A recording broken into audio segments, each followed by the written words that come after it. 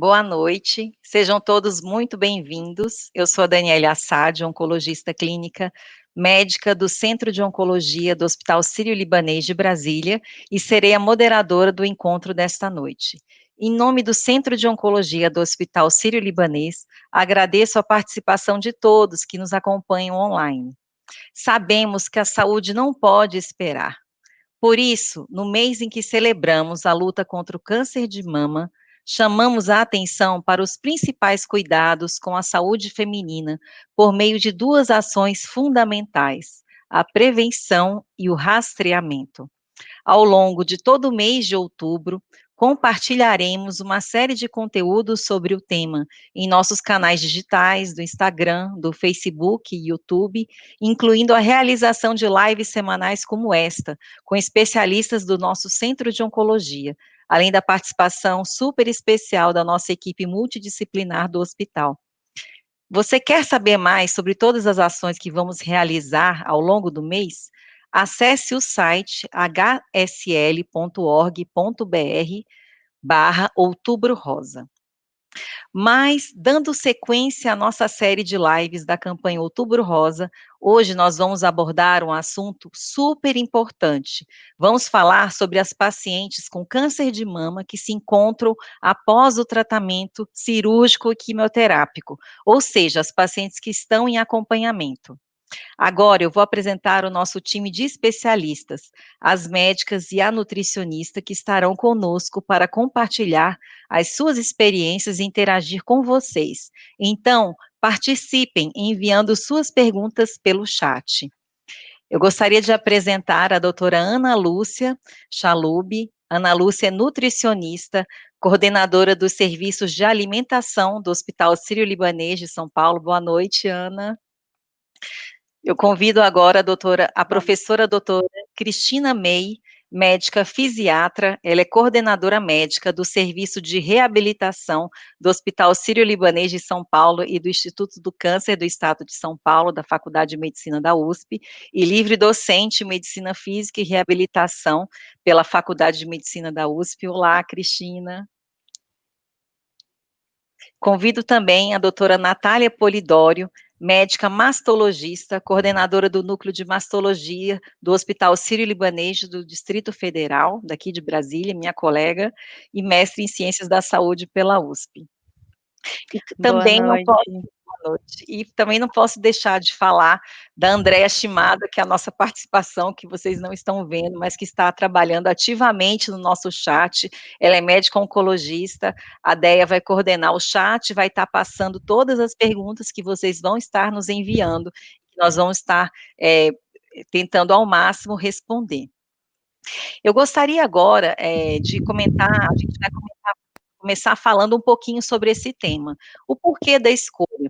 A gente sabe que nós temos um universo enorme de pacientes que terminam esse tratamento e começam o acompanhamento. Muitas pacientes ainda estão usando a hormonioterapia adjuvante. E a gente sabe que mesmo as pacientes que não estão em hormonioterapia adjuvante, às vezes ficam com sequelas do tratamento, são inexoráveis, às vezes entram em menopausa precoce, às vezes tem alguma sequela por conta da cirurgia, alguma restrição de movimento. Nós sabemos hoje em dia que há uma recomendação formal para que as pacientes tenham um peso adequado, que elas combatam a obesidade, que elas façam exercício físico, que isso tudo leva a aumento do tempo de vida. Então, a gente tem várias questões que são fundamentais nesse manejo, nesse follow-up. Então, para a gente começar um pouco essa discussão, eu queria, então, primeiro convidar a Ana Lúcia para que ela falasse um pouquinho dos aspectos que são importantes nesse controle das pacientes. Boa noite a todos. É uma honra estar nessa live, né? É uma oportunidade para a gente falar sobre a importância da alimentação no pós-tratamento, no acompanhamento dessas pacientes. Então, como a doutora Daniele falou, os estudos já demonstram que as pacientes pós-tratamento, pós-menopausa, né, ou numa menopausa precoce, elas podem ganhar peso, né? Então, a alimentação saudável, ela vai ser fundamental para esse controle de peso das pacientes. A gente sabe que os tecidos gordurosos, eles podem alterar alguns hormônios, e aí pode causar a recidiva da doença. Então, tá aí a importância de fazer essa alimentação saudável. O que compõe essa alimentação saudável, né? Então, a gente fala para aumentar o consumo de alimentos in natura ou minimamente processados, que são as frutas, verduras, os legumes, de preferência mais as carnes brancas e controlar um pouco mais as carnes, o consumo de carne vermelha, o aumento do consumo de fibras alimentares, melhorar o consumo do tipo de gordura, então dar preferência às gorduras monoinsaturadas, evitar né, as gorduras saturadas, eh, e também ingerir bastante líquido, né, na forma de água, de suco, então tá a importância de uma alimentação equilibrada. Quanto mais variado for o seu prato, mais colorido, é o melhor para você, né. Então hoje o que a gente pode dizer é que não existe nenhum alimento por si só que combate o câncer de mama, mas sim uma alimentação saudável, né, então, com hábitos de vida saudável também, tá. Perfeito, Ana, perfeito. E então, e agora, Cristina, nessa parte de reabilitação, o que você considera essencial para que as pacientes prestem atenção?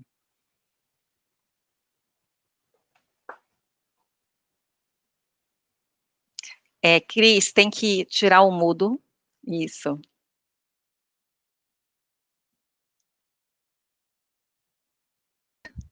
Desculpa. Isso, Boa noite, é ótimo. uma alegria estar aqui, obrigada pelo convite. Em relação à reabilitação, uma coisa que é muito importante lembrar é que, assim, as pessoas tendem a pensar na reabilitação como, assim, faz o o tratamento e só depois a reabilitação. E ela já entra porque a reabilitação tem como foco prevenir também incapacidades, não só tratar as incapacidades. Uma questão muito importante é em relativo ao tratamento cirúrgico. Então, logo após o tratamento cirúrgico, muito importante a mobilização do ombro, para que as pacientes que tiverem que fazer radioterapia, conseguir um posicionamento adequado na radioterapia. Muitas vezes a tendência depois da cirurgia, ou por dor, ou por receio, é diminuir essa movimentação do ombro. Então essa questão é muito importante. E a diminuição da movimentação do ombro também vai predispor a maior risco de linfedema. O linfedema é outra complicação frequente no pós-operatório de mama, em que tenha sido realizada a biópsia do linfonodo sentinela ou esvaziamento dos gânglios da axila, e o linfedema é muito frequente, fica em torno de 30%, e ela é maior se foi feito esvaziamento, fica perto de 60%. E o linfedema, o que é o linfedema? O linfedema é um inchaço, um edema do braço, que fica do lado, operado por uma drenagem insuficiente da linfa, que é um líquido que fica fora dos vasos, fora das células, e ele é captado por um sistema linfático, uma circulação, que essa circulação se dirige aos linfonodos. Então, com a abordagem dos linfonodos, esse sistema pode ficar insuficiente. E o linfedema é muito frequente. Então, é importante orientar quanto a medidas preventivas e realizar o tratamento precoce. Então, detecção precoce, começou a sentir um desconforto, peso no braço, o anel fica difícil de tirar, por exemplo, mesmo que ele melhore no final do dia, é muito importante para buscar tratamento. Quanto mais precoce, melhor. E muitas outras questões são muito prevalentes, a reabilitação pode ajudar, como na dor, como na fadiga, que é muito frequente. E o importante é que tem tratamento, e quanto antes ele for realizado, melhor. Eu acho perfeito isso. Eu acho que a mensagem que essa live precisa passar é que todas essas questões, quando a gente leva para o especialista, a gente consegue melhorar muito os sintomas e melhora muito a qualidade de vida. Mesmo o linfedema, que é uma questão crônica, que realmente traz muito sofrimento para as pacientes que são acometidas, elas têm como ter uma solução, como buscar uma melhora. Eu acho que isso, né, Cris, é super importante. Obrigada. Eu convido agora a doutora Natália Polidori para poder falar um pouquinho para a gente dos aspectos da especialidade. Olá, boa noite a todas. Boa noite, que bonita essa live, essa conversa entre mulheres falando de uma doença predominantemente feminina, né? E o tema que foi escolhido, para mim, é um tema muito tocante e muito importante que a gente tem que levar em consideração, porque a gente vem há muitos anos melhorando a ciência, melhorando o nosso conhecimento do câncer de mama, e as mulheres estão vivendo muito mais, né? A sobrevida melhorou, aumentou bastante, e o importante é a gente focar que, além de viver mais, elas precisam viver melhor nesse período que segue o tratamento agudo, que a gente fala, que é o tratamento da quimioterapia, o tratamento com a cirurgia, e diversas medidas devem e são tomadas para que elas vivam melhor todos esses anos, né? Excelente, excelente. Eu acho que após essa introdução, em que todos nós fizemos essas ponderações iniciais sobre a importância desse tema na vida de tantas pacientes, de tantas mulheres, né, que estão sem a evidência de doença, mas que ainda sofrem os efeitos do tratamento. Eu acho que a gente pode agora partir das perguntas, eu estou vendo que elas estão chegando. Então, para você que entrou agora nessa live de hoje, que a gente vai falar sobre as mulheres que já enfrentaram o câncer de mama e que agora estão no pós-tratamento, de acompanhamento, enviem as suas perguntas para o chat que nós vamos tentar respondê-las. Então, nós vamos começar agora. Eu tenho uma pergunta aqui que é para Ana Lúcia. Ana, a graviola combate o câncer? Isso aqui é uma pergunta do meu passado. Quando eu comecei na oncologia, tinha terminado a residência, olha, mas eu escutei muito sobre graviola, muito, graviola de todas as formas. Comenta para a gente, Ana, funciona? Olha, como eu disse, nenhum alimento por si só combate o câncer, né? Porém, a graviola é uma fruta e ela deve ser consumida. Ela possui fibras, vitaminas, ela também contém uma quantidade de água muito importante para a hidratação do paciente. No entanto, utilizá-la, né, com o objetivo de que vai prevenir o câncer, isso não. Nós não temos ainda nenhum estudo que comprove essa ação da graviola. E o cuidado também quando se toma o chá da folha da graviola, né, então a gente tem alguns estudos que demonstraram que algumas pacientes tiveram, diarreia, uma perda muito grande de potássio que leva à fadiga, e a doutora Cris colocou, né, muito bem na apresentação dela, no início, de que a fadiga é um dos sintomas que muitas vezes as pacientes ainda apresentam, então isso pode se intensificar. E além, de também competir com a absorção de alguns medicamentos, então deve-se tomar muito cuidado com o uso do chá, da folha da graviola, tá, então não tem nenhum estudo ainda que comprove essa efetividade no combate ao câncer. E puxando um pouco sobre essa questão da dieta, nós estamos numa fase que a gente vê muito falar sobre dieta, dieta cetogênica, low carb, dieta paleo, vários tipos de dieta. Eu posso dizer que eu já acompanhei pacientes que entre uma consulta e outra, em torno de 21 dias, chegaram ao meu consultório com uma perda ponderal de quase 10 quilos, que eu, tipo, assustei, e me falaram que estavam fazendo esse tipo de dieta. Eu queria que você comentasse se a gente tem evidência científica que essas dietas restritivas levam a algum ganho concreto para o tratamento das pacientes. O que nós temos de evidência científica é que um acompanhamento para perda ponderal, gradativa, ela é perene, né, então essas pacientes elas conseguem manter essa perda de peso de uma forma, que a gente fala positiva, né, para a parte metabólica, né, do organismo. uma perda de peso intensa em curto prazo, isso não é muito bom, né, porque essas pacientes logo depois acabam ganhando peso novamente. Então, o acompanhamento com um profissional, com um nutricionista, é muito importante nesse momento, porque cada organismo reage, né, de uma forma, então é muito importante se ter uma avaliação individualizada dessa paciente. Com relação à dieta cetogênica, tem sido feitos estudos, mas são muito recentes.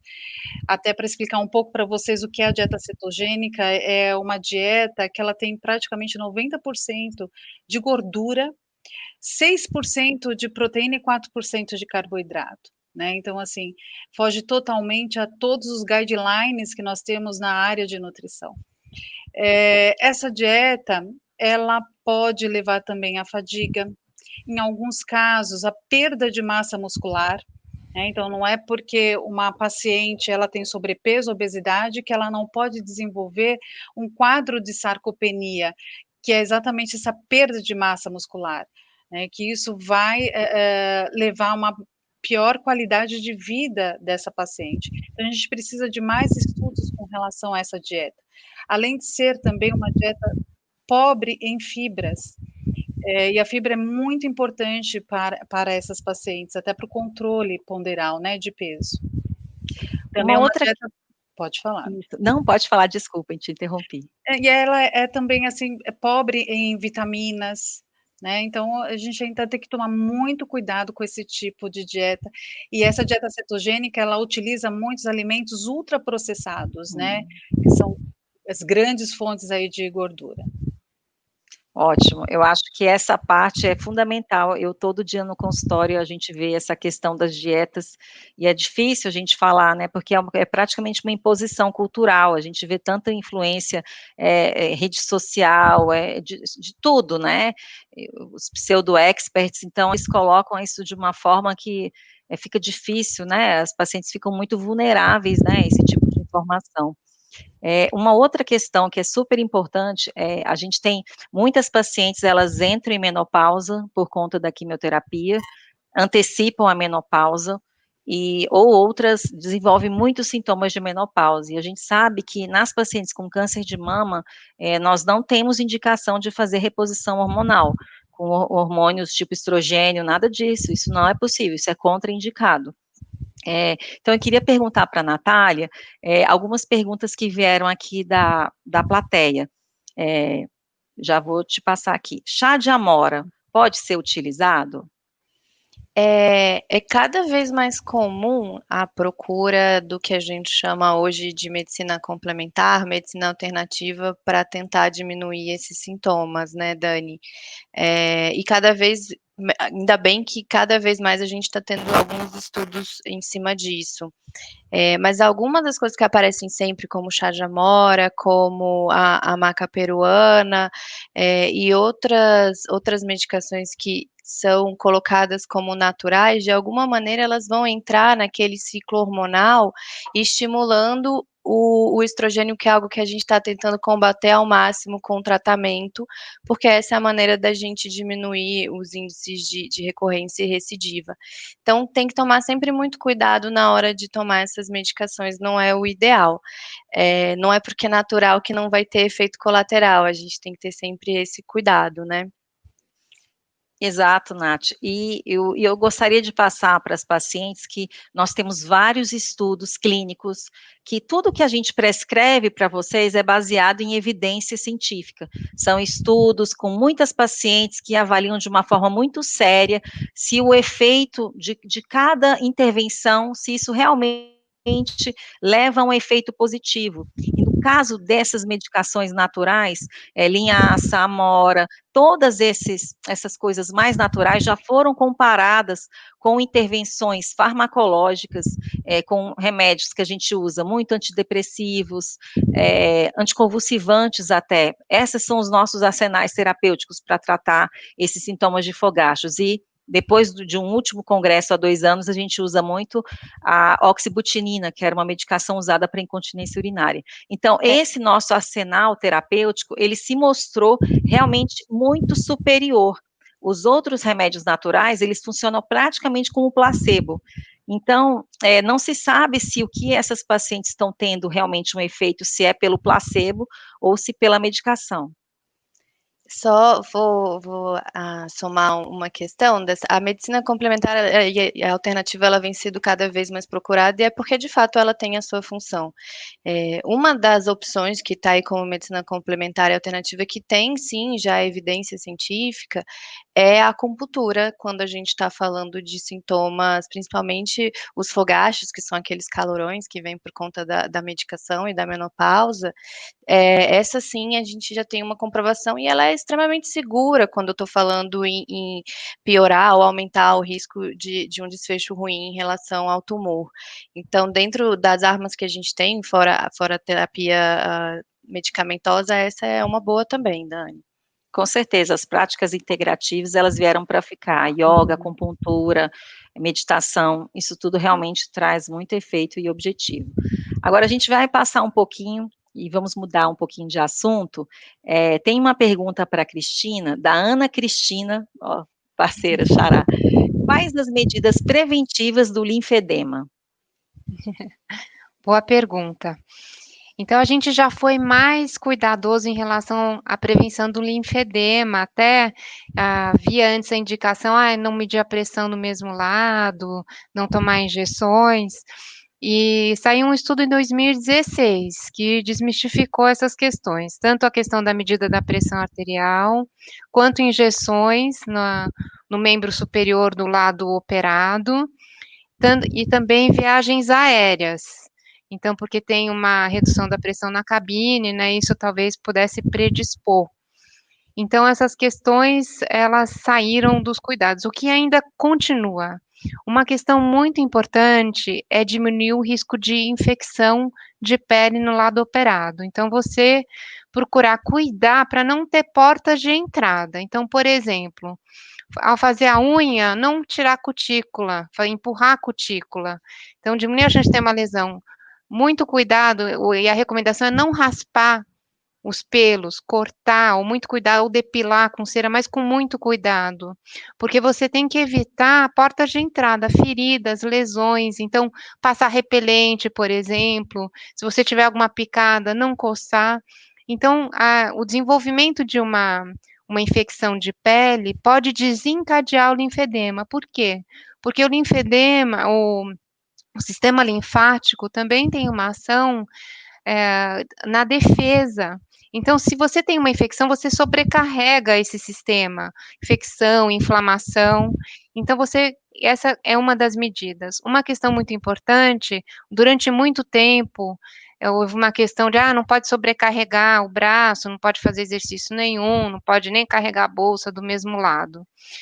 Isso é verdade, você tem que diminuir a sobrecarga de exercício se você está começando a desenvolver o linfedema e se você ainda não tratou o linfedema, porque o exercício ele vai ajudar depois. Então, o importante é fazer o tratamento do linfedema, tem uma fase inicial redutora, com drenagem linfática manual, enfaixamento elástico compressivo, depois uso das luvas compressivas longas ou braçadeiras, e aí uma vez estabilizado o linfedema, porque a maioria dos casos a gente consegue uma melhora em torno de 40%, estabilizou, acompanha para ver esse período, para ver se estabiliza, e aí você passar a fazer exercício sim, com o uso da luva longa compressiva, com o uso da braçadeira, porque esse tônus do músculo, o fortalecimento muscular vai ajudar na drenagem linfática.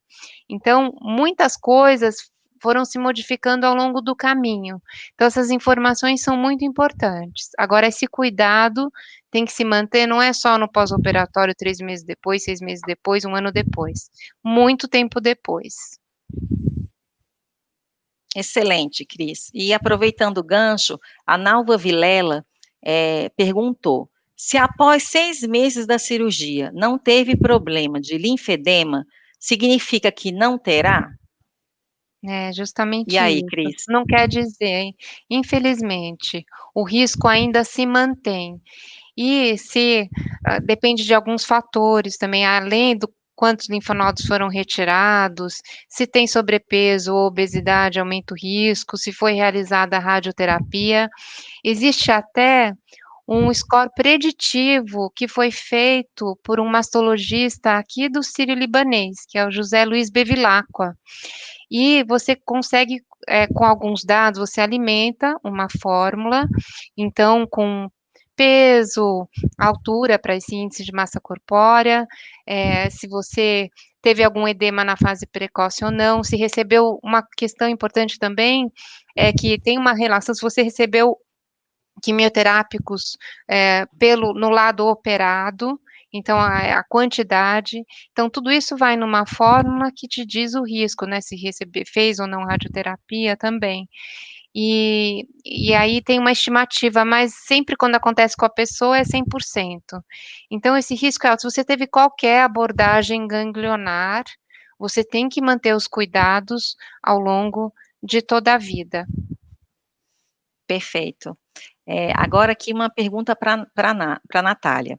A Priscila Gonçalves, ela diz que fez mastectomia há 3 anos, e após a radioterapia, a mama direita encapsulou, e ela tem dor muscular e vai trocar as próteses. Ela queria saber se tem algum tipo de prevenção para esse efeito dessa contratura.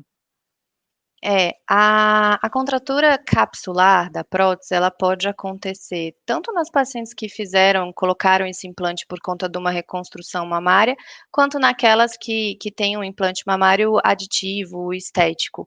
O que acontece é, o implante ele é um corpo estranho para o nosso organismo, né? E como forma de proteção do nosso organismo, ele faz uma cápsula mesmo ao redor, um envelope. Esse envelope, essa cápsula, ela tende a ser molinha, como se fosse um tecido mole. Algumas questões até do nosso sistema mesmo, imunológico, ou de algumas exposições, como a radioterapia, que é o maior fator de risco, eles fazem com que essa cápsula, ela em vez de ficar como um tecido mais mole, ela se torne um tecido mais rígido, como um couro. E isso tem graus, né? Tem graus mais leves e até chegar a graus mais graves, seria um grau 4, pelo que ela está falando, que ela já chega a ter dor por conta dessa contratura, e o tratamento é esse mesmo. Como eu disse, isso é muito do nosso sistema imunológico, não tem um alimento que a gente possa colocar para diminuir isso, e também não tem como dizer que não vai acontecer de novo. O que acontece no meu consultório é que chega uma paciente, às vezes ela está com uma contratura de um grau leve ainda, e eu não sei, não consigo ainda prever se ela vai virar uma paciente de uma contratura de grau maior ou se ela vai permanecer dessa maneira. O que eu sei com certeza é que a radioterapia, ela é um dos grandes fatores de risco para fazer essa contratura. Então, aquelas pacientes que fizeram o diagnóstico cedo, a gente está falando aqui com a doutora Cris e tudo em relação à axila, à radioterapia, mais uma vez, a paciente, quanto mais cedo ela fizer o diagnóstico, menor a chance dela vir a ter que fazer uma linfadenectomia, uma radioterapia maior, e então menor vão ser os sintomas e a morbidade para ela depois ao longo do tempo. Perfeito. A Imara Pantera comenta, né, que quem fez esvaziamento das axilas tem que ter todos os cuidados, com certeza, é a principal população que precisa ter esses cuidados. E a Aninha Onofre fez uma pergunta que eu amei. Faz 4 anos que ela fez a cirurgia, se ela já pode pegar peso, ou seja, malhar pesado, acredito que seja musculação, porque ela voltou aos treinos e ela tem medo de ficar com linfedema. Ou seja, a partir de quanto tempo a paciente está liberada para fazer musculação? Queria ouvir a opinião da Cristina e da Natália. Então, se ela fez o tratamento, uma vez estabilizado o quadro, ela deve e pode fazer, né, pode e deve fazer, com o uso de braçadeira, com longa compressiva, tem que começar com cargas progressivas, e isso vai ser benéfico para o tratamento, tá? Inclusive para manutenção do linfedema, até para melhora adicional. A melhora com a terapia física complexa, que a gente chama, que é a drenagem linfática manual, o uso das braçadeiras, as luvas longas compressivas, fica em torno de 40%. E a gente sabe que existe um ganho adicional depois com o fortalecimento muscular. Então vai ser benéfico, Perfeito. importante. A Cris respondeu tudo, minha resposta era essa, não só pode como deve, né, e uma vez que está liberado, o mais precoce, até para fortalecer bem a musculatura, e de novo, a gente faz o tratamento para que a paciente volte a ter a vida o mais, próximo possível do que ela tinha antes, então a ideia é de fato retornar o mais cedo possível às suas atividades habituais. Chegou agora uma pergunta sobre tratamento sistêmico. Essa é para mim. Gostaria de saber por quanto tempo os efeitos do Hercept, né, que é o trastuzumab, permanecem no nosso organismo. O trastuzumab, o Hercept, é um anticorpo monoclonal, e de certa forma ele não tem toxicidades a longo prazo, assim, mais preocupantes, como, por exemplo, a antraciclina, aquele remédio vermelho que pode levar à cardiotoxicidade, né, a um problema de insuficiência cardíaca do coração, ou pode até levar à leucemia em raros casos. Então, o que a gente diz que em torno de 2 meses, depois disso a gente considera que está tudo ok, acho que sem grandes problemas. Agora, eu vi um outro relato aqui, que realmente é um grande problema para as nossas pacientes, Arlete Graciosi da Silva. Como é difícil controlar o peso no período pós-tratamento agudo. Ganhei 19 quilos, eliminei 9 quilos com sangue, suor e lágrimas. Mas esses últimos 10 quilos estão querendo a minha alma para ir embora. E agora, Ana Lúcia, como que a gente pode ajudá-la? Olha, o que eu recomendo que você consuma bastante frutas, né, legumes e verduras, a gente fala em torno de 5 a 9 porções por dia, tá. De carne vermelha, não ultrapasse 500 gramas por semana, ou seja, em torno de 3 vezes por semana você consuma uma carne sempre grelhada, tá, assada ou cozida, evite frituras, dê preferência, né, às carnes brancas, um frango, um peixe, use bastante leguminosas, lentilha, ervilha, grão de bico, que também é fonte de proteína, é muito importante você não perder músculo nesse processo que você está aí de, né, de perda de peso, continue, você vai conseguir. Eh, e também ingerir bastante líquido, tá, que ajuda no em todo o metabolismo do organismo. E com as frutas, os legumes e as verduras, você também aumenta o seu teor de fibras, isso melhora, tá, a tua flora intestinal, e melhorando as bactérias na tua flora intestinal, né, que a gente fala as bactérias que são benéficas, também diminui a absorção excessiva de gordura, isso é muito bom, tá. E sem dúvida, né, em conjunto com a alimentação saudável, uma prática de atividade física, claro, sempre aí, acompanhada, né, por uma equipe de especialistas, uma equipe médica. Isso é muito importante.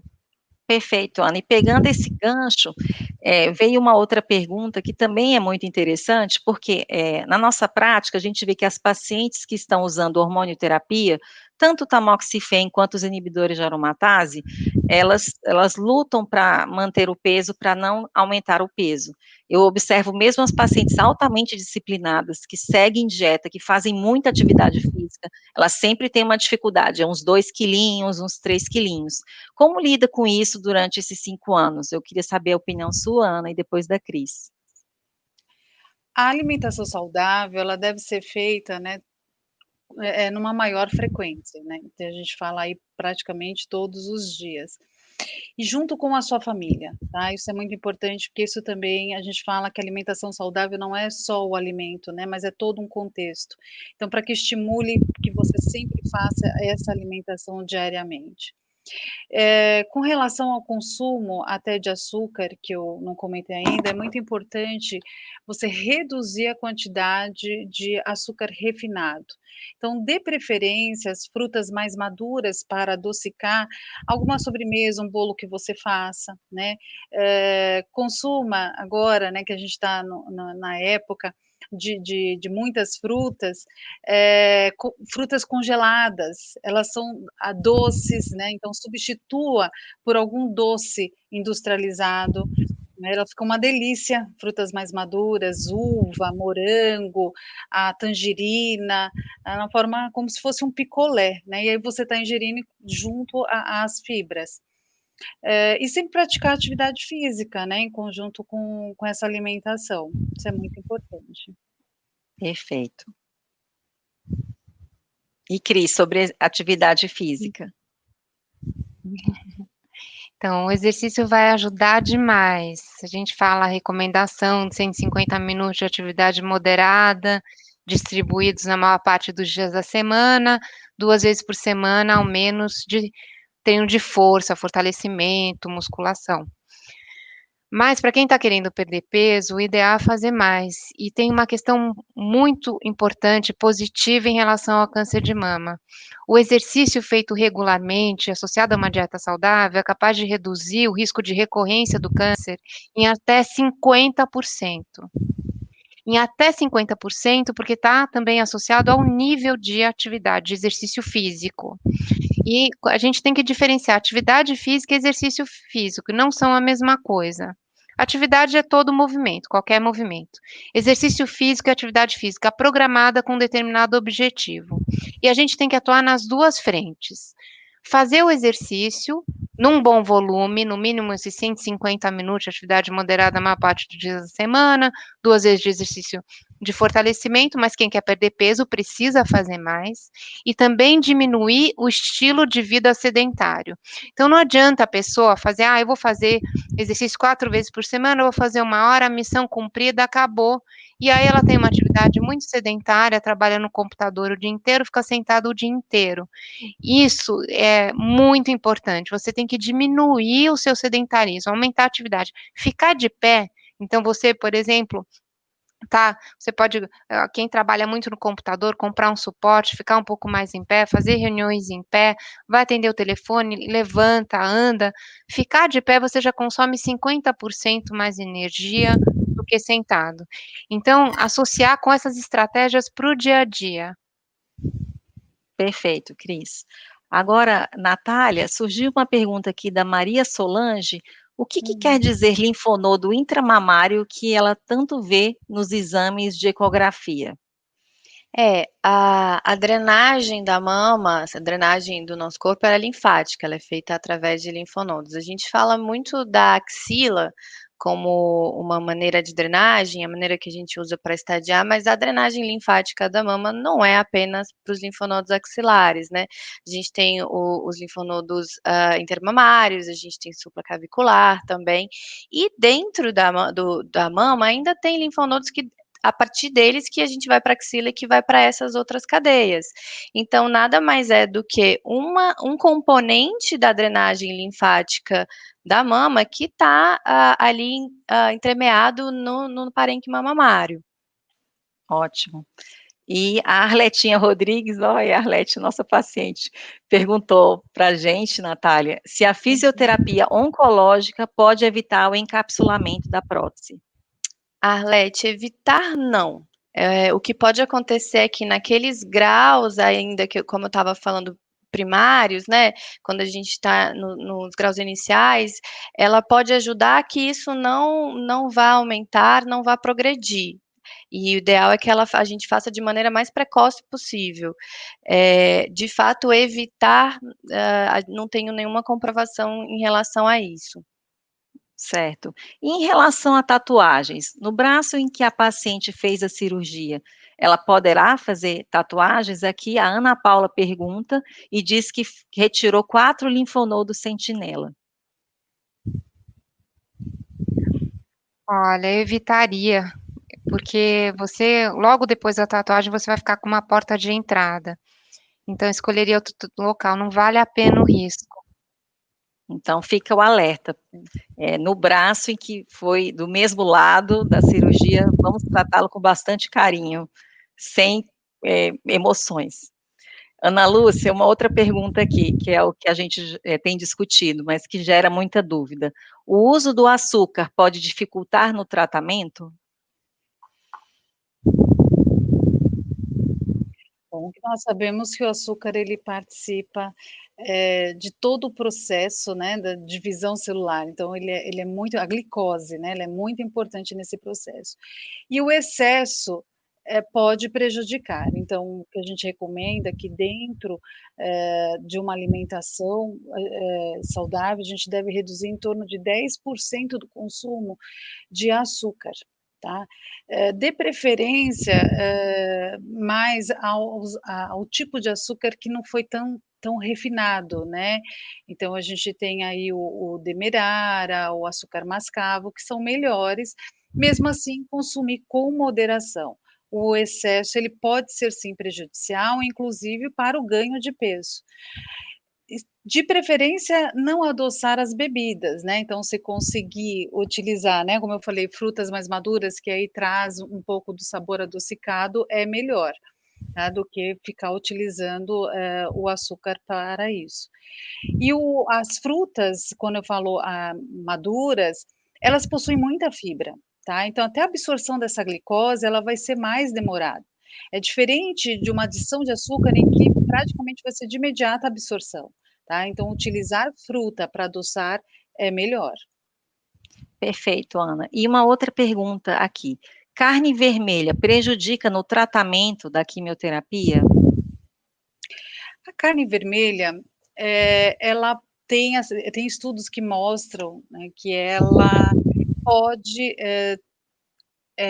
pode aparecer alguns problemas aí de câncer, mas nem tanto de mama, né, mas o câncer intestinal, né, de colo, eh, e também câncer de fígado. O que a gente pede com relação à carne vermelha para reduzir, porque o processo digestivo dela é mais demorado. Alguns pacientes consomem também a carne vermelha processada, então aquela carne vermelha que, sofreu, né, um processo, de salga, então a gente tem o salame, os embutidos em geral, que aí utilizam também bastante corantes, então deve-se evitar, né, esse tipo de alimento ultraprocessado, que muitas vezes, essa carne passa por esse processo. Então a gente deve substituir mais pela carne mesmo in natura, grelhada, assada ou cozida, como eu falei anteriormente. O churrasco, ele também deve ser evitado, né, porque também, com a queima, né, direta da carne pode surgir algumas substâncias que podem ser cancerígenas. Certo. E, voltando agora, Cristina, eu estou vendo aqui como o linfedema é uma dúvida super importante para as pacientes, Realmente. e elas não têm muita oportunidade de estar com uma especialista, acho que tão renomado, acho que estão mandando muitas perguntas sobre linfedema. Chegou aqui uma pergunta, a Josete Zimmer: "Boa noite, eu fiz esvaziamento axilar há 5 anos. Eu faço drenagem linfática toda semana e uso abraçadeira. Precisarei fazer isso por toda a vida?" Olha, a drenagem linfática ela é indicada na fase de tratamento, e existe uma fase de tratamento redutora e depois a manutenção. Você está fazendo até você está tomando um cuidado ainda maior, você está fazendo isso de forma preventiva. Então, não tem uma indicação, não existe uma indicação formal de se realizar a drenagem linfática para a prevenção do linfedema. A gente usa para o tratamento e usa por um período. Depois apenas indicado o uso da braçadeira, da luva longa compressiva. Então, não precisa. Certo. E a Alice Compton perguntou se o tamoxifem agrava o linfedema. Não, o tamoxifeno não agrava o linfedema. Acho que isso é super importante, porque nós temos vários mitos em relação à hormonioterapia, que ela passa a ser a vilã de tudo que acontece na vida da pessoa, e nem sempre isso tudo está relacionado. Eu acho que isso a gente precisa realmente, prestar bastante atenção. Chegou agora um comentário da Marlene Silva, que é interessante e a gente precisa esclarecer, eu acho que toda a população. A Marlene Silva comentou: "Concordo com a doutora a respeito das atividades físicas, mas por que tantos artistas que fazem tudo isso têm câncer?" É importante a gente falar nesse mês de conscientização do câncer de mama, que mesmo, são 2 coisas diferentes. Uma coisa é o que a gente pode fazer para prevenir ativamente de ter câncer de mama, ou câncer de uma forma geral. A gente sabe que de 30 a 50% dos tumores são preveníveis se a gente não fuma, se a gente tem o peso adequado, se a gente faz atividade física, isso tudo já faz muita diferença. Mas não quer dizer que fazendo isso, você não tenha a influência de outros fatores, quanto os fatores genéticos, os fatores epigenéticos e as causas que nós não conhecemos. Então, a maior parte dos tumores que acontecem, que são os ditos esporádicos, nós não temos uma causa específica. Muitos estão relacionados a essas medidas de prevenção que não são realizadas, mas tem pessoas que mesmo fazendo isso tudo, acabam desenvolvendo. Então essa é a importância, mas o fato de você se prevenir e ter o diagnóstico não significa que foi à toa. Você contribuiu para a sua saúde como um todo, desenvolvimento de doença cardiovascular, diabetes, tantas doenças crônicas. Eu gostaria que vocês comentassem um pouquinho sobre isso, porque fica um mito, até para as nossas pacientes que têm um diagnóstico, às vezes fica, elas se sentem, poxa, eu fiz tudo, por que que eu tive esse diagnóstico? Eu me cuidei tanto, eu não merecia isso, e realmente, mas infelizmente, as coisas acontecem. É isso, né, Dani, isso aí é o nosso dia a dia no consultório, quando lidando com diagnóstico, que é porque eu acho que é a primeira coisa que uma mulher para pensar quando recebe um diagnóstico, e essa frustração, eu acho que o sentimento que vem é de frustração de ter seguido todas essas orientações que a gente está falando e ter um diagnóstico como esse.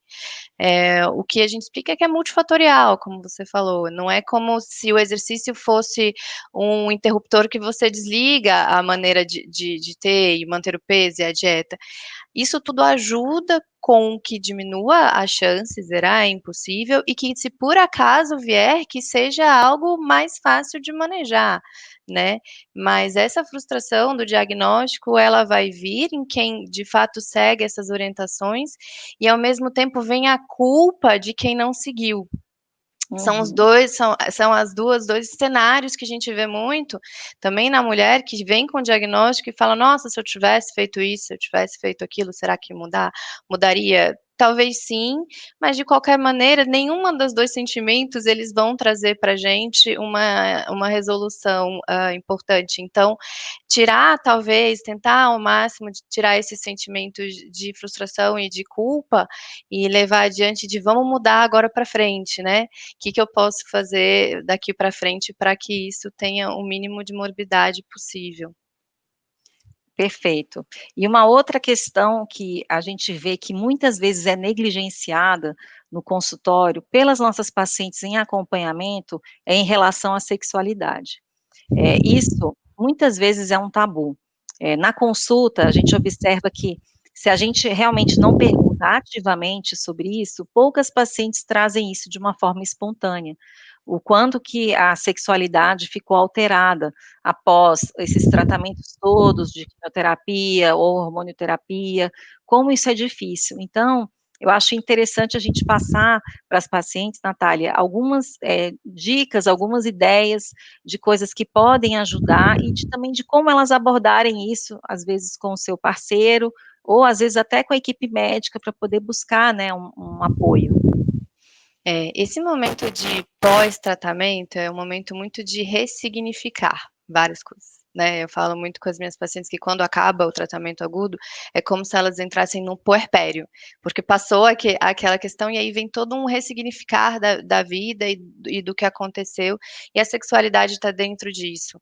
Não só pela questão dos sintomas da hormonioterapia e da quimioterapia, mas como, também a questão da cirurgia, de uma mudança de imagem corporal e de uma mudança de um aspecto da nossa imagem, que são os seios, as mãos, que está muito ligada à sexualidade, à feminilidade, a toda essa questão. Então o que importante é, de fato, conversar com quem está te acompanhando, porque é difícil, é um assunto difícil de conversar, mas extremamente importante, e tem várias dicas que a gente pode dar, de conversar com o teu parceiro, muitas vezes levar o seu parceiro para consulta, se vocês têm como fazer isso, para que, tudo isso possa ser conversado. A gente evita muito utilizar algumas medicações hormonais que tendem a ser utilizadas quando não tem a história do câncer de mama, mas tem as não hormonais também. E como a gente falou, tem a questão da meditação, você vai mudar a maneira com que chega essa relação sexual, talvez adicionar outras coisas que não tinham antes, porque a vida mudou, né, você está lidando com outra questão, você tem uma história diferente para contar, e a tua sexualidade vai mudar também. E tudo bem, né, vamos trabalhar em cima disso, vamos conversar para que, quem sabe, ela não chegue de uma maneira ainda melhor do que o que estava. Perfeito. Para quem está chegando agora, algumas perguntas já foram respondidas, então, quem quiser vai poder acessar essa live, vai ficar gravada no canal do YouTube do Círio, no Facebook, ela fica gravada, então vocês podem acessar. Estão chegando mais perguntas sobre linfonodo intramamário, cheio de dúvidas sobre isso, a Natália já explicou detalhadamente sobre isso, então é só acessar depois a gravação que vai conseguir avaliar isso. Uma outra pergunta de ordem prática, né, que é o que a gente vê muito agora, a questão da vaidade, da feminilidade. A Rita de Cássia pergunta, né, que já terminou o tratamento há mais de 1 ano, se ela pode fazer drenagem linfática corporal, porque há um mito que a drenagem linfática vai espalhar, né, o câncer. Muitas pacientes acham que não pode fazer massagem e drenagem, após o tratamento. O que você pode falar disso, Cris? Não podem, não existe nenhuma contraindicação nesse sentido, e então Vamos ser pode. felizes. A E vida é Natália, outra pergunta, se elas podem aplicar botox e fazer preenchimento da boca. Não por conta durante a quimioterapia, não, assim, né, durante o tratamento em si, perto de uma cirurgia, eu realmente peço para não fazer, como a Cris mesmo falou, isso aí vai ser uma entrada, tudo, mas estou pensando em questão facial depois que tratou, não há problema algum, com um bom profissional, com todo o acompanhamento, não tem nenhuma contraindicação. Perfeito. Ana, chegou aqui uma pergunta, pacientes que já tiveram, câncer, né, que já fizeram tratamento, podem usar whey protein? Whey protein atrapalha durante a quimio e durante a hormonioterapia? O whey protein, ele tem que ser indicado por um profissional da saúde, né, então, o uso, né, sem uma avaliação da composição corporal, eu não recomendo. Então, a indicação do whey protein é para quando o indivíduo perdeu massa muscular e precisa de uma reposição de proteína, tá, então, sempre com recomendação de um profissional após a avaliação. Perfeito. E não atrapalha durante a quimioterapia, tá, até indicado para os pacientes que têm, perda muscular. E Ana, eu queria que você comentasse também, aproveitando, algumas medidas que podem ajudar a melhorar o sono, algumas questões da dieta. Aqui algumas, perguntas vieram relacionado à questão de ansiedade durante esse período agora de isolamento, questão de insônia, o que você poderia dar de dica para ajudá-las? Nossa, muito boa a pergunta. Alimentos ricos em triptofano, como banana, o leite, de preferência o leite, né, desnatado ou semidesnatado, quando a paciente tiver sobrepeso, obesidade, também é indicado próximo ao horário de dormir. Chá de ervas, cidreira, camomila, também são calmantes e, né, são indicados. A maçã também antes de dormir, então são alimentos que são fontes de triptofano, tá. Evitar chás como, chá mate, chá verde, próximo ao horário de dormir, tá, e até mesmo durante o dia, a gente não recomenda o consumo exagerado desse tipo de chá, porque são estimulantes, assim como o café e qualquer outra bebida à base de cafeína, inclusive refrigerantes, tá, então isso deve ser evitado próximo ao horário de deitar. Perfeito. E chegou agora uma pergunta super interessante da Nelly Martins, na verdade um comentário. Ela gostaria que falássemos um pouquinho sobre o resultado do BRCA1. E isso realmente é importante a gente falar. A gente sabe que até 15% dos tumores de mama, eles têm origem hereditária, ou seja, a maior parte é esporádico, mas esses tumores que são hereditários, eles precisam ser identificados, tanto por uma questão pessoal da paciente, no sentido de evitar o desenvolvimento de outros tumores, no sentido de ter, hoje em dia, remédios que são ativos para quem tem mutações, quanto para a família. Então, isso é super importante. E muitas vezes as pacientes elas vão fazer um aconselhamento genético nessa fase do acompanhamento, porque durante o tratamento, às vezes não tem acesso a um geneticista, ou não tem acesso ao teste genético, que às vezes a seguradora não paga, o teste genético não está disponível no Serviço Único de Saúde, então tem todas essas dificuldades, então a gente vai ter acesso a isso nesse acompanhamento. Aí, Natália, já que é a sua área de predileção, para que a Natália está fazendo doutorado nisso, queria que você comentasse um pouquinho. O BRCA1, vou tentar ser rápida, né, porque isso vai falar da minha paixão, posso ficar aqui dias, mas o Não, é BRCA1 rápido. o BRCA1, ele é um dos genes que quando está alterado ou mutado, como se fala, ele indica uma predisposição a alguns tumores, entre eles mama e ovário são os mais comuns, né. A paciente ter esse diagnóstico, seja durante o tratamento ou seja depois, sinaliza pra gente que tem um risco maior dela ter um tumor, se ela ainda não teve, ou dela poder ter na outra mama, ovário e por aí vai. O que a gente vai fazer é desenhar esse segmento, e uma estratégia para que isso ou se reduza ou se por acaso vier, que a gente diagnostique cedo o suficiente para que não tenha uma perda muito grande, né. Eu não preciso ter cirurgias muito mais agressivas nessas pacientes, porém eu tenho que tomar o cuidado de reduzir ao máximo a chance ou de uma recidiva ou de uma recorrência. Perfeito. Aqui tem uma pergunta, uma verdade, um comentário, né, várias perguntas sobre hormonioterapia, né. Por que que os inibidores de aromatase levam tanto a essas questões de disfunção sexual, atrofia, o que que poderia ser feito? Depois vocês olham um pouquinho a gravação que a Natália falou sobre isso, né, mas é só para frisar que a gente não recomenda formulações à base de hormônio, isso só em discussões caso a caso, mas, isso infelizmente é um efeito da classe, o efeito, né, da falta realmente de hormônios. A gente recomenda mais hidratantes vaginais, lubrificantes, não é não, Natália? O que está recomendado, primeira escolha para essa questão da atrofia, ela vai ser lubrificantes à base de água, evitar os hormonais.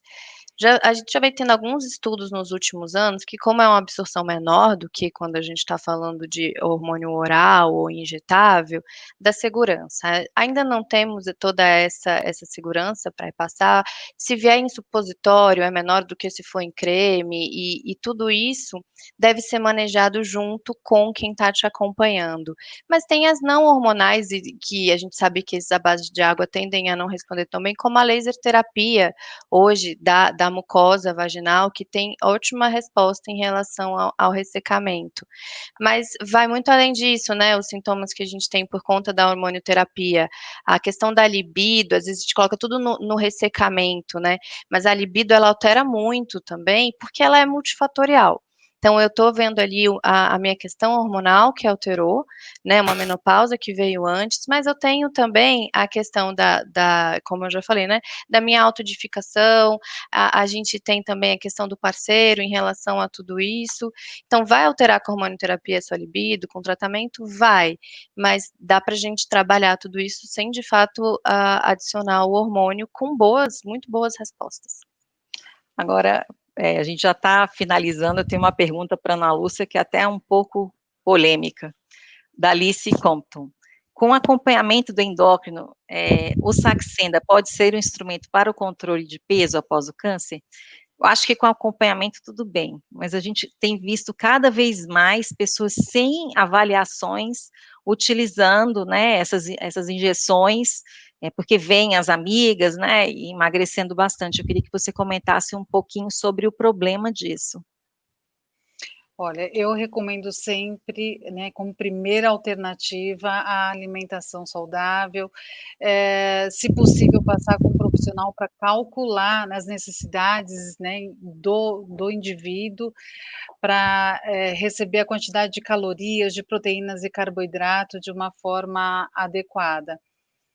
Eu, assim, com relação a medicamento, eu deixaria como uma segunda opção, tentaria sempre primeiro com a alimentação, uma alimentação equilibrada e variada, né, então, essas injeções para para queima de gordura, a gente tem que tomar muito cuidado, também tem que ir num profissional renomado, enfim, que a gente possa confiar numa instituição também, né, confiável, então tomar esses cuidados se for uma opção. Perfeito. Chegou aqui uma pergunta sobre em relação ao Covid. Alguma orientação maior para as pacientes em acompanhamento por conta do Covid? Durante a hormonioterapia o risco é maior? Isso é muito importante falar. As pacientes que estão em uso de hormonioterapia, elas não estão em grupo de risco por conta disso, tá? A gente considera que as pacientes em uso de hormonioterapia adjuvante, ou seja, as pacientes que já completaram o seu tratamento, que estão sem evidência de doença, elas não têm risco aumentado de COVID. O fato de usar tamoxifeno ou inibidor de aromatase, que é o anastrozol, o letrozol ou exemestano, isso não é um grupo de risco para COVID. Pode ser grupo de risco pela idade, por questões de comorbidades, por outras questões, mas exclusivamente por conta disso, não. Isso não é um grupo de risco, isso é importante a gente falar. Eu acho que foram várias perguntas, a questão eu acho que teve uma outra pergunta agora, Cristina, a pessoa que nunca fez atividade física, resolveu mudar a sua vida agora, teve diagnóstico de câncer, essa é a minha paciente comum do consultório, a paciente pós-menopausa, que tem 1,60 de altura, pesa em torno de 85 quilos, e teve esse diagnóstico. Como que ela pode começar a fazer atividade física? Como que começa? Como que ela pode dar esse start? Para quem não tem um histórico de realização, o ideal é sempre começar com a supervisão, sobretudo no início, os primeiros 3 meses, é a fase onde tem maior risco de lesão, e para ter maior benefício com a atividade, né, com o exercício, porque você precisa ter questões fundamentais para ganho. Então, você tem que ter uma sobrecarga adequada, sem o risco de lesão. Você tem que ter uma prescrição do exercício de acordo com os seus objetivos. Primeira coisa é a liberação médica, teve liberação, e aí, com um profissional da educação física, né, é o ideal. Então, pelo menos no início, aí depois, uma vez bem aprendido, aí pode dar sequência sozinho, mas esse primeiro momento, até para ter o máximo dos objetivos, ideal é a supervisão. Ótimo. E uma outra pergunta aqui também que é interessante. Já acabei meu tratamento, preciso parar de fumar? Vamos todas juntas responder? Sim, Sim, sim, demorou, né? precisa parar de fumar. Não é porque você teve câncer de mama que não pode ter outras doenças neoplásicas, outros tipos de câncer e outras doenças crônicas, né? Então, por favor, pare de fumar. Vamos todo mundo, pare. Isso é super importante. A Nalva Vilela fez uma pergunta sobre o Covid, né? Se as pacientes em tratamento têm imunidade baixa. Sim, pacientes em quimioterapia podem ter imunidade baixa em alguns esquemas, não são todos. Alguns esquemas, sim, podem ter imunidade baixa. Algumas perguntas foram relacionadas à ansiedade durante o isolamento. Eu queria só deixar a informação que nós já tivemos 2 lives falando sobre isso, que estão gravadas e que vocês podem assistir no YouTube. Uma que foi só sobre essas questões de doenças mentais, que foi super interessante, com psicóloga, que abordaram várias questões sobre isso, e uma outra sobre como manter o estilo de vida saudável durante o tratamento. Então, acho que isso tudo a gente também já falou bastante sobre isso. Aqui, uma outra pergunta. Na verdade, são os mitos, né, que a gente está desmistificando aqui. É verdade que cirurgia bariátrica pode levar a ter um câncer de mama, Natália? Não, eu acho que talvez o que ela fez de correlação entre uma coisa e outra, é que quem faz cirurgia bariátrica provavelmente teve obesidade, está obeso, certo? E a obesidade, sim, é um grande fator de risco para câncer de mama, que muitas vezes a gente fala muito do hormônio, coloca como o medo do anticoncepcional, o medo da reposição hormonal, mas a obesidade em si, ela tem o mesmo princípio, né, dessas medicações, porque eu estou falando de aumento de estrogênio, nosso tecido adiposo, a nossa gordurinha, ela vai entrar nesse ciclo e vai aumentar o estrogênio circulante da mulher. Por isso que mulheres muito obesas tendem a ter uma alteração do ciclo menstrual, assim como aquelas muito magras, aquelas atletas muito magras, né.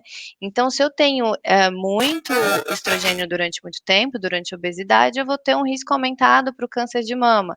Então, talvez esse seja o link, fazer diminuir o peso, né, por conta da cirurgia bariátrica ou por conta de uma dieta vai ser benéfico, mas o aumento é porque essa paciente que chegou no nível da cirurgia tem uma obesidade importante.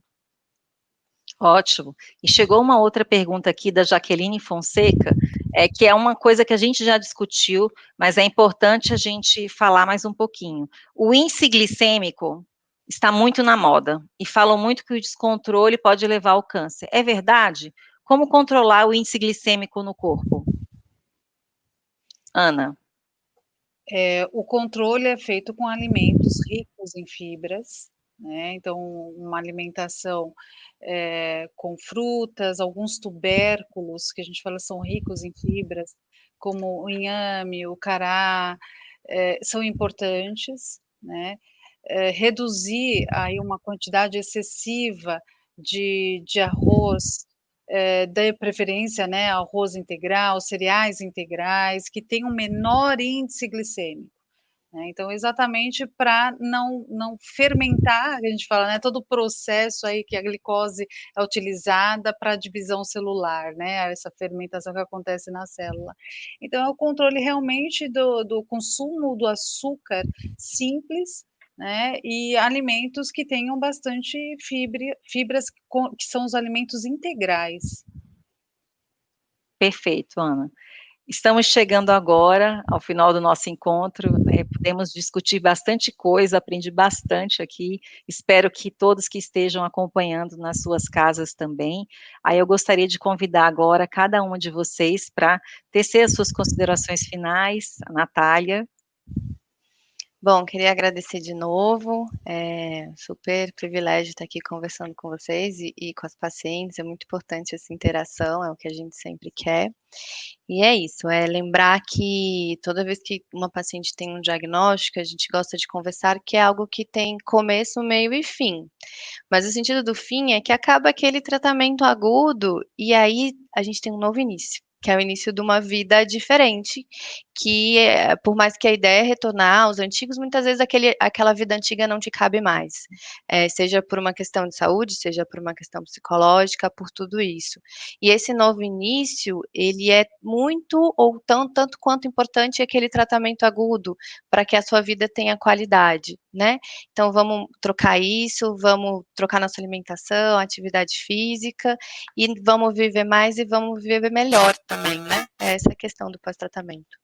Perfeito. Ana?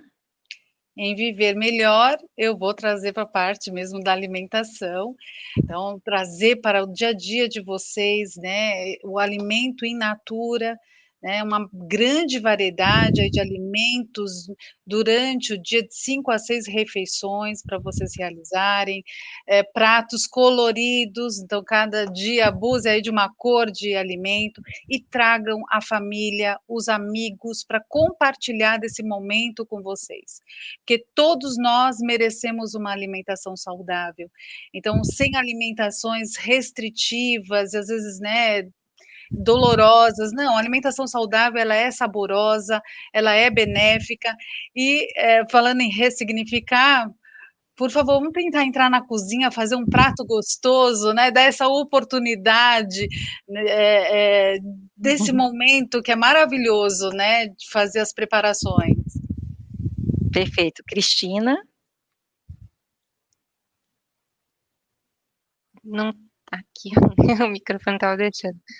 Minha mensagem final é que exercício é remédio para o câncer de mama e é remédio para muitas complicações. É remédio para fadiga, é remédio para dor, é seguro para linfedema, ajuda nos transtornos do humor, na ansiedade, na depressão, nos distúrbios do sono, até na sexualidade, nas questões de autoimagem. Então é remédio para muita coisa e inclusive para o câncer de mama, para a redução da recorrência. Então usem e abusem, mas com supervisão. Perfeito. Em primeiro lugar, eu agradeço a participação de todos vocês que estiveram conosco esta noite, todos nas suas casas, as nossas convidadas, interagindo ativamente. Agradeço por contribuírem com suas experiências para enriquecer a nossa troca de conhecimento. Gostaria de lembrar que, por conta do tempo, as perguntas que não foram respondidas ao vivo serão respondidas posteriormente no chat. Vamos publicar esta live na íntegra no Facebook e também no YouTube do hospital. E compartilhem com seus familiares, amigos e conhecidos. Esperamos vocês na próxima quinta-feira, dia 22, para um novo encontro onde vamos abordar o tema das pacientes metastáticas, o que fazer. Esperamos vocês aqui no Facebook do Sírio-Libanês às 19 horas. Mais uma vez, muito obrigada a todos e uma excelente noite. Até a próxima. Boa noite. Boa noite.